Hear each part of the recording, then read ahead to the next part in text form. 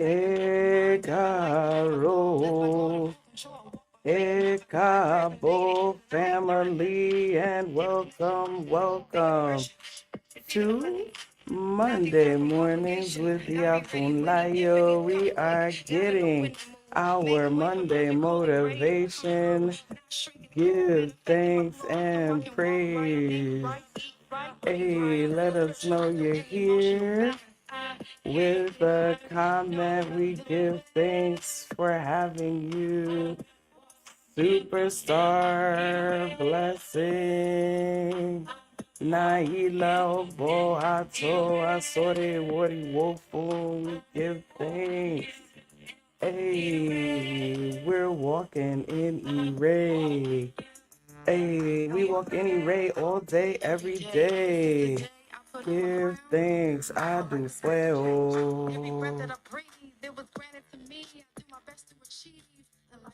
Brother Rodney, blessings. Gabriella, Sherma, good morning. Ekaro, Ekabo. Ekaro, Ekabo. And welcome to Monday Mornings with Iya Funlayo, where we are getting our motivation to get started through the week. As I say each and every time we come together on Monday, I need you to put your hands in the air. I need you to give thanks and praise if you are listening to the sound of my voice right now, because that means that you are still in the world. That means that you are still ready and able to give thanks, to give praise, to move toward your destiny. And we are so thankful for that. Blessings and greetings to everyone who is coming in. It is a cloudy day, but a beautiful day. We are thankful for the rain. We give thanks to our divinities of water, because we know that water gets no enemy. Everything we want to do, we need water.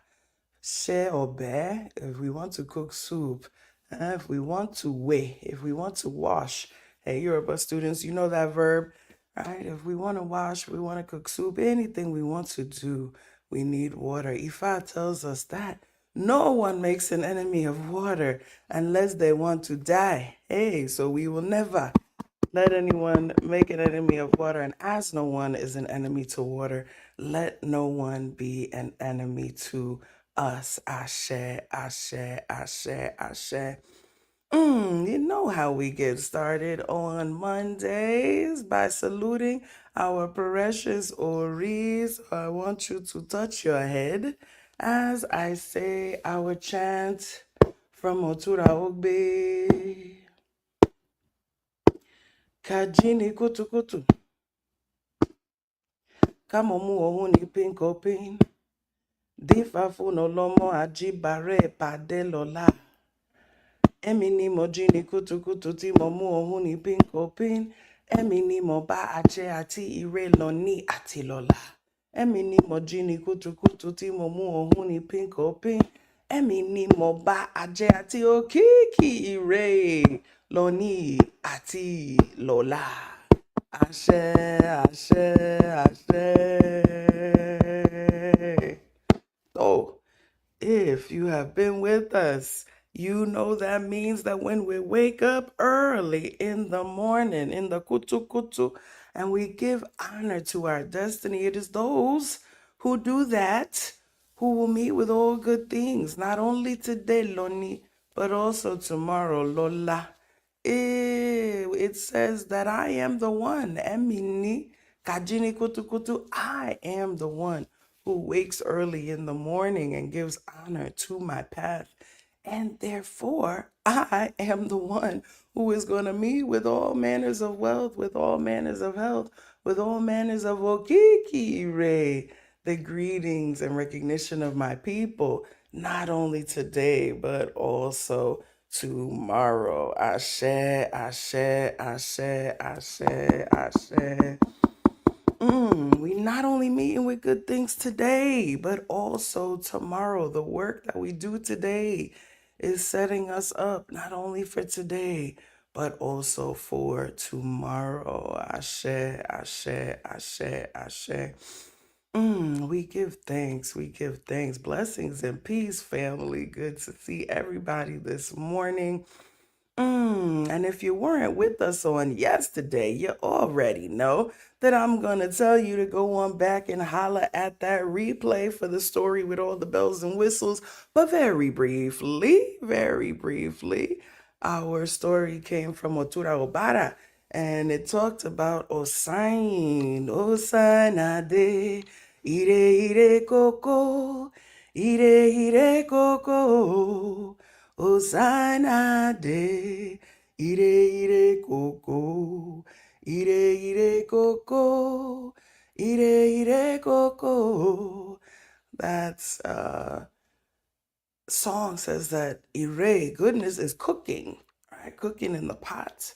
That when, Osin arrives, that goodness is cooking because it's frequent that we cook medicine in a pot, that we either boil the leaves down or that we burn the leaves down and turn them into the black powder that we then grind into medicine, right? And so ire is cooking in the pot, and Osin, Osin is our divinity that deals with plants. And as I shared, there is an adage that many of you are already familiar with, right? That says "Kosi ewe, kosi orisha," meaning that without plants there are no orisha. Without plants, there are no orisha, because everything that we do, from readings all the way through initiation, there's some plant material that is used to either do the thing itself or in the process of doing it, right? And so we cannot do the work that we do for spirit without plants.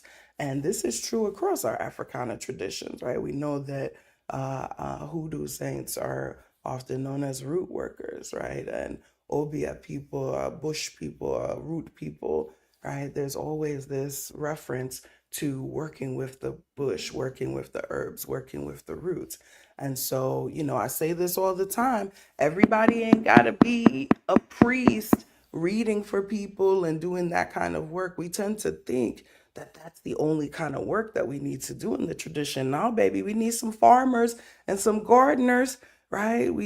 There's encroachment right now still happening, for example, on the kola nut groves in Nigeria. So it's exceedingly hard to get kola nuts now, and they're very expensive because a lot of the groves are still being cut down and they're not being replaced. Other plants and herbs, it can be very difficult for us to find. During certain ceremonies, you will need, 8 to 16 to 21 different plants to put into the herbal concoctions that we use. So that is very important. We need craftspeople. We need people to make the items that we use so that we don't have to buy them from China. Come on, somebody. We need people to make the spiritual waters that we use so that we're not buying them factory made and don't know what's in it. Come on, somebody. We need people to raise animals so that we are able to get them when we need them for ceremonies. Come on, somebody, right? These are all things that we need within the tradition. And guess what? These are not things you have to be initiated to do, right? So these are ways that everybody can contribute to the work that we do and make sure, and our spiritual uplift. And we didn't have to, work on it so hard. Of course, in the past, we were living in the natural environment, but now so many of us live in very unnatural environments that it's challenging to find things. But one of the interesting things, actually, as unnatural as the environments might be, even in New York City, right, where you probably like one of the most unnatural environments you can get in my home, the some of the herbs that we need grow right and through the cracks in the sidewalk, because many of the herbs we use, of course, would be considered quote unquote weeds. but some of them grow right up through the cracks in the sidewalk. Some of them grow in those tree boxes that are on the street. Right. So we can find so many of the things that we need because nature is going to prevail even in these built environments. Oh yes, so true, right? This whole, I ain't getting in all into it, but all of this tariff business and all of this, yes, things will be even more expensive and even harder to get. So it's really, really important for us to take control and have some control over the things that we need and the things that we use. So that is always that is always my challenge slash invitation slash soapbox that I'm gonna stand on. When picking mullein yesterday, that's beautiful, right? Fresh herbs, going out and foraging some herbs for yourself and things of that nature. So good. And really connects us back in with the environment. So really, really important. And Osin, every time we do this, we are communing with Osin. Anytime we commune with any plant, just like anytime we commune with water, we're communing with our water divinities. And so the story yesterday from Otura Obara said that there was a time when Osin and his sons had voices that came out of their stomachs, and that their voices projected like they were ventriloquists, and their lips didn't move when they spoke, and that they did not want this to be the case anymore. And so Osain went to Orumila, of course, where we go when we have troubles. We can go to many places, but in these stories, they go to Orumila to get divination, to find out what the prescription is for their situation. And the Odu that was revealed was Otora Obara. And Osain was told to make an ebo, and the ebo was supposed to be made with three roosters. But for whatever reason, right, Osain was only able to get one. And so he did the ebo with just the one. And so when he did the ebo with just the one, part of the result he wanted came out, right? Their voices did move up to come out of their mouths, but they were speaking in these very high-pitched, squeaky voices. And I need you to go check out the full version for the voice. But they were speaking with these very high-pitched and squeaky voices. And of course, we're not satisfied with that. And when Osain went back to Arumila to complain about the voices that were now coming out of them, um, Arumila said, well, you were told that it was supposed to be three roosters and you only brought one.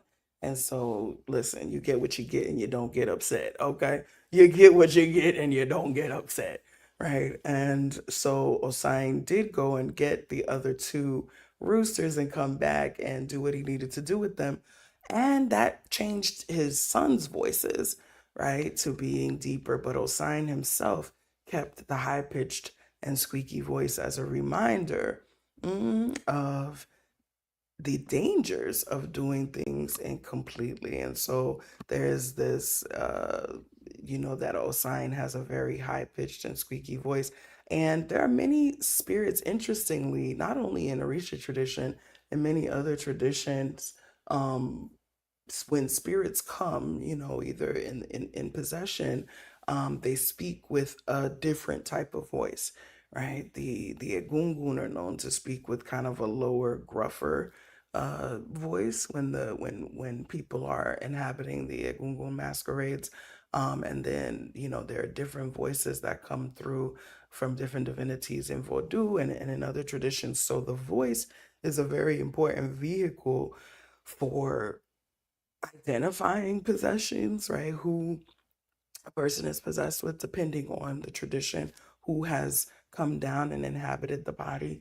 And this idea of the voice and of the frequency, right? Sound frequency, we know is a big thing in our traditions. We have our instruments, our shekeres, our drums, right? All of these various types of drums as well, and bells, right? That make various types of frequencies, and each one of those corresponds to different spirits and activates something different in our bodies. And hello, this is like the idea of, which again is not new at all, but of course is sort of advertised as being new, right? Tuning forks and these types of things. Same principle, right? That we have is that there is a sound frequency that will affect certain cells in your body, certain organs in your body, and all of that.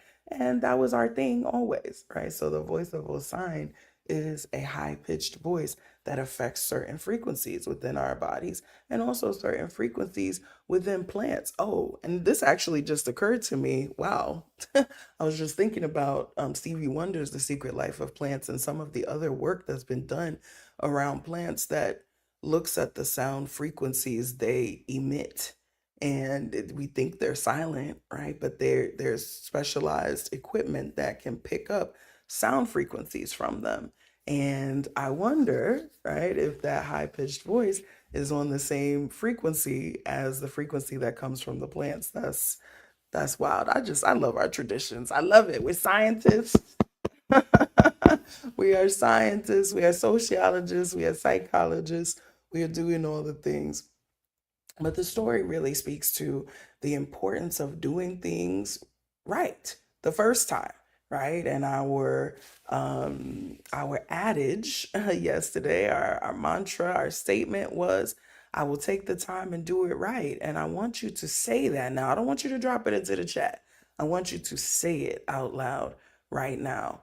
I will take the time and I will do it right. Speaking of sound frequencies, right? I always talk about how when we pray, when we make affirmations, when we make declarations, and we do it out loud, it is for us to hear, to vibrate our own eardrums with that frequency, which brings it deeper into ourselves. I will take the time and I will do it right. That was our statement for yesterday. And this story really talks to the fact that when we backtrack, right? When we backtrack and we try to do something right when we've done it wrong the first time, when we already know that we're cutting corners or that we're not doing things completely, the results is going to be incomplete too, right? The results are going to be incomplete too. And so it's really, really, really important. And this is also why it's very important to make sure when we're doing spiritual work that we connect with people who are knowledgeable, connect with people who are have iwapele, right, who move in integrity, because if they cut corners and do things incompletely, right, it can affect what goes on with us. It can affect the frequency that, is being transmitted to us. And so it's very important to know who we're getting our work from and know what they're doing and to know what it is that's supposed to be done, right? That's one of the reasons that of course, we're never going to know as much as the diviner because that's their job to study these things. But this is one of the reasons why, like in the Akeko circle, I teach the signatures of the Odu and I teach certain things so that you at least have some baseline of knowledge when you go for divination, right? And that you're not going in blind. Why I teach tarot for, so even if you're not planning to be a diviner, if you're someone who gets tarot readings, you should know at least a minimal amount about the tool, right? So that you're able to understand whether what's being said to you has, is totally far off or what's going on, right? And this is one of the things that's so beautiful about Yoruba divination forms that I've talked about is that they're democratic in the sense that everybody gets to look and see what the signature is, right? And can at least have some minimal knowledge about it in order to advocate on your own behalf so that if you're being told it's one Udu and it's really another one, you can say, that looks like such and such to me. Is that not what it is? Right. And know that you have a right to advocate for yourself in those situations.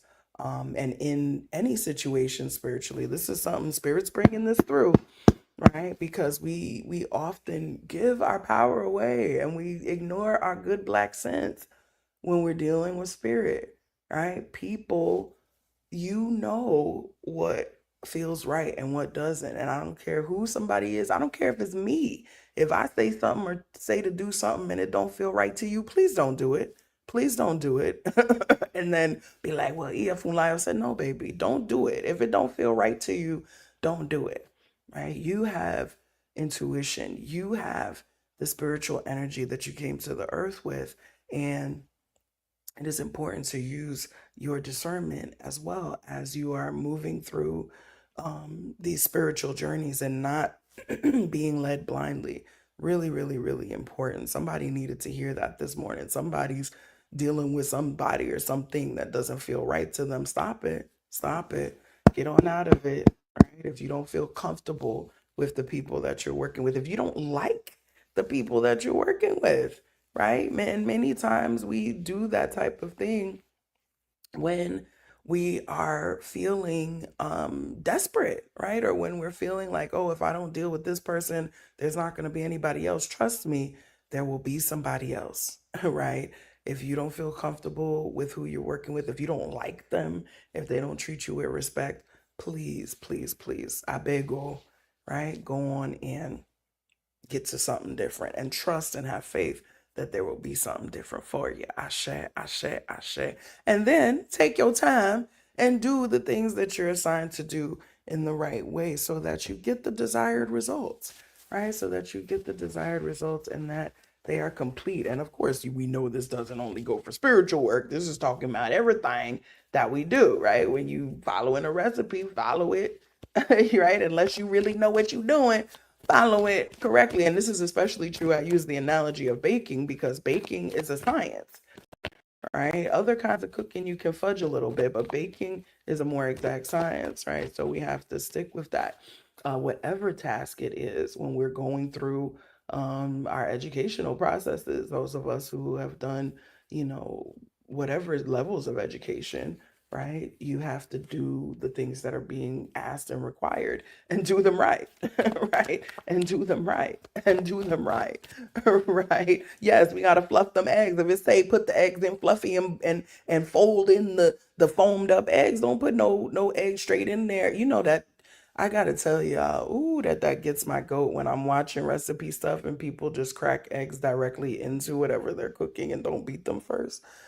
That that makes me, I can't with that. That's a sidebar, but that is, ooh, that makes me feel a way when I need them eggs beaten before they go in my batter. But that's a digression. Let's see what spirit is saying for us today. Loyalty to others has disrupted my intuition. I must be loyal to me first. Ashe, ashe, ashe. So important. Be loyal to you first, and know that you have the power, right? Know that that no one, some of us may be attuned in a different way, right? And have studied and received certain knowledge, but don't discount your own power and your own intuition. Ashe, ashe, ashe, ashe. Let's see what Spirit talking about for this week. Spirit, what is our message for this week? What you got us working on? What's one for this week of April 7th? We got the Sage of Wands or the King of Wands talking about putting a little fire under ourselves, talking about leadership, putting a little bit of fire underneath of ourselves and being strategic and passionate as we do things this week. It says that, this is going to be a great week to get things started, to um, get things flowing, to work on things that we're passionate about, to even enlist others to work with us, but be mindful of how we're dealing with those others.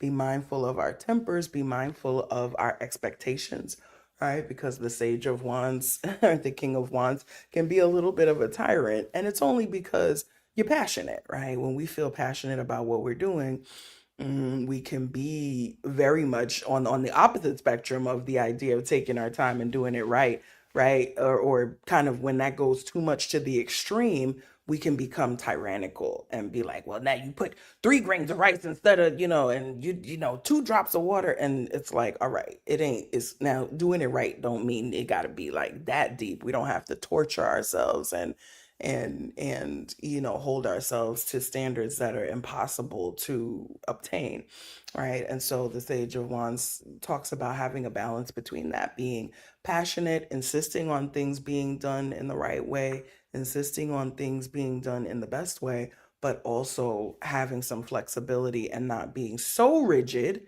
that we drive people away, especially when we're working with other people, right? We want to be just competent and inspirational enough and all of those things that we encourage people to want to work with us, not so hardcore that they like, Lord, I got to get away from you, right? So, there's a balance. There's always, always, always, always a balance. I see I'm coming down some of y'all street, right? There's always a balance. There's always a balance. And so it's important to find that balance and to move with our passion and our integrity. This is the energy of fire that comes out of the wand.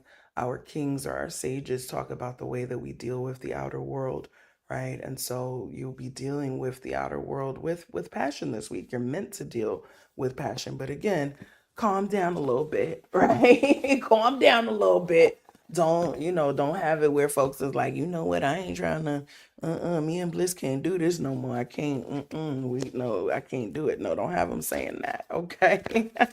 Keep it together. Keep it together. Our crystal ally of the week. Let us see what we have got here. Diamonds. Oh, diamonds are forever. Diamonds. Listen, pressure either breaks you or makes you, right? Which one is it going to be? Time and pressure, the diamond talks about, right? That is able to make the diamond. And I'm about to read from the Crystal Spirits Oracle Guidebook. And it says, the diamond says, as co-creators with our fellow beings, we are meant to work together harmoniously, giving and receiving, taking turns and sharing the work, the credit, the fun, and the power of manifestation. Today, you are called to claim your power and exercise it with respect and love for all, even those who are hard to love, especially those who challenge you. You never know what silent struggles people are hiding, and your ability to express love is magnified by Diamond today. So listen to that part of you that wants to be kind and understanding towards someone who is making it difficult for you to come from your highest self. Diamond has appeared to let you know that this is a moment to wield your power mindfully. You have earned much wisdom over time and are now in a place of maturity and understanding. Avoid being reactive, for there is strength in quiet, loving gestures. Often it is gentle actions that hold the most power. Your ability to move hearts is strong right now. Come on, Sage of Wands, you move in hearts. You got passion and energy. So even as you maintain healthy boundaries, make the choice to own your power and use it with wisdom and grace. In so doing, you align with the conscious universe who knows the healing power of love and compassion. Ashe, ashe, ashe, ashe, ashe. Diamonds are formed by pressure. Diamonds are one of the hardest substances on earth, right? Resilient. It's hard to break them, right? And it speaks about the resilience of our spirits. We can't easily be broken. We know Black folk, listen, we can't easily be broken. And believe me, we already know that folk have tried. We can't easily be broken. We have been under a lot of pressure, and it has formed us into beautiful beings. And I give thanks for all that we are. And I pray for us to continue to be able to move with wisdom and grace, and to be aligned with love and compassion for one another, right? That we can't be so hard. And this is what I'm saying as well when I'm talking about you being comfortable with the people that you work with spiritually. part of it is looking at how, they're treating you as a human being, right? Are they treating you with love and compassion? Are they treating you with kindness? Are they treating you with human decency, right? Like all of those things are important to pay attention to. And the diamond invites us to pay attention to that this week. How are we being treated, right? And how are we treating others? Even as we are all under pressure, even as we are all being formed, right? Understanding how important love and compassion are in all situations is really, really important. And again, going where the love is. If you're not being treated well, and you have an option, I know sometimes we got to deal with those nasty bosses or whatever's going on for the moment because we need that check, right? But in situations where you can control the type of environment that you're in and the way that you're being treated, it's important to do that. A message here. I am learning that in partnership, in communal work, trust the person I am in business with and give them space to shine and lead as well. That's very important. And that's something those of us who are leaders and who have big personalities, right? There is an exercise of stepping up and stepping back, right? Recognizing when it's time to step up and step in and when it's time to step back. And this is true, of parenting, of any type of relationship where we're in a leadership role. There's a time to step in and help, and there's a time to step back. I was actually just reading a great book over the weekend that was talking about, it's called Polysecure. It's talking about polyamorous relationships, but a bigger part of the book actually just talks about attachment theory, and which many of us are familiar with, the types of attachments that we form to our parents, which then influences the way we attach to others, not only in romantic relationships, but in all relationships throughout our lives. And if we don't, one of the things it talks about is that if we don't um, allow space, one of the things that forms insecure, what's called insecure attachments or different um anxious attachments, is when we don't give space for children to explore and feel competent on their own. That if we hover over them too much and we make them feel like they don't know how to do anything and that we have to do everything for them, they form into adults who then feel anxious and don't feel like they can do anything right, and that they always need someone else to help them or do for them. And then we wonder when they get to that point of being adults, we're like, well, why are you still holding on to my skirt? Why are you still clinging to me like this?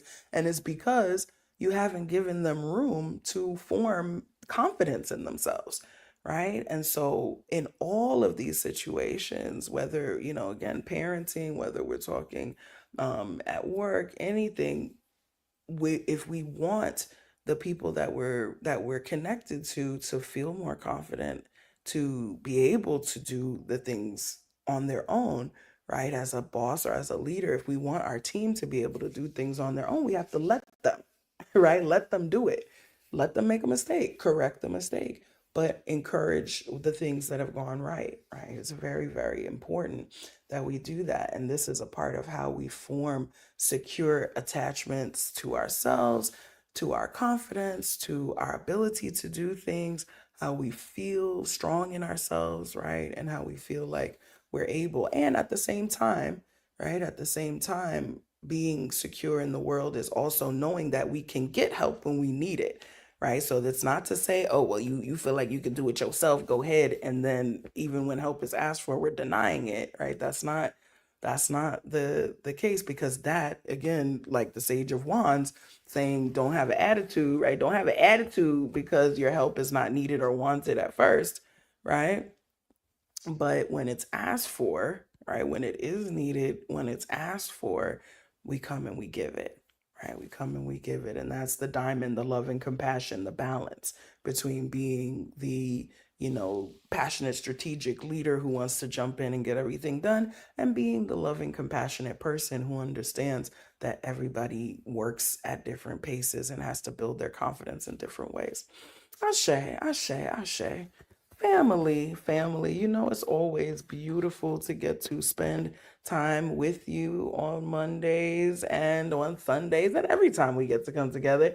If you're feeling blessed this morning and would like to contribute to the ministry, you can do that right here on YouTube. You can also do so via Cash App, $ Iya Funlayo, Venmo at Ashe Ire, and using the email address funlayo at asheire.com for PayPal and Zelle. We give thanks for each and every seed, each and every cent that you sow into the ministry. And we pray, as always, and that for you to be with people who uplift you, to know that the most important and the most valuable thing that you have is not money, but it is that tea, that time, that energy, and attention. And I thank you. I'm honored that you spend those non-renewable currencies with me.